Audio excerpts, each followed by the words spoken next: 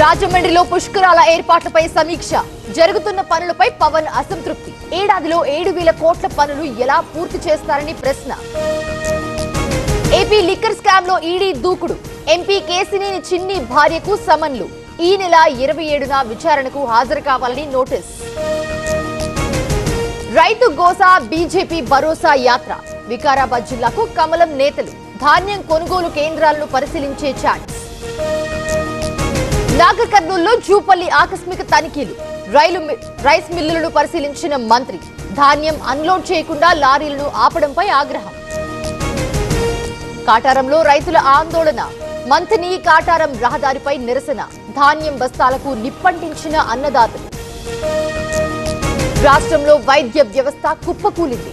తాండూరు భద్రాచలం ఘటనలే ఇందుకు సాక్ష్యం. శవాన్ని భుజాలపై మోసుకెళ్లే స్థితి వచ్చిందన్న హరీష్. కంటైనర్ క్లినిక్లకు అనుబంధంగా ఆటోలు. గుండెపోటు మరణాలు తగ్గించేందుకు కృషి.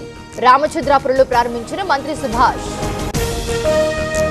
5వ రోజు సరస్వతి అంత్య పుష్కరాలు. కాళేశ్వరానికి తరలివస్తున్న భక్తులు. నదిలో పుణ్యస్నానాలు, ప్రత్యేక పూజలు.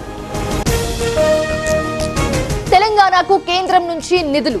9,968 కోట్ల ప్రత్యేక నిధులు విడుదల.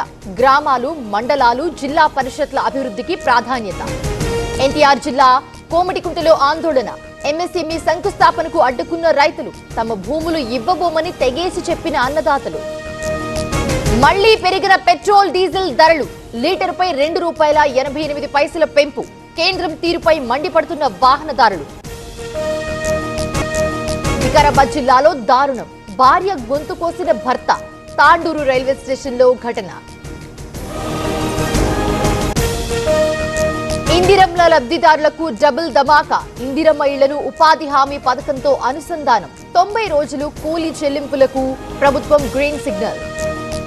నిర్మల్ జిల్లాలో రైతుల ఆందోళన. ధాన్యం కొనడలేదని ఇక్బల్పూర్లో నిరసన.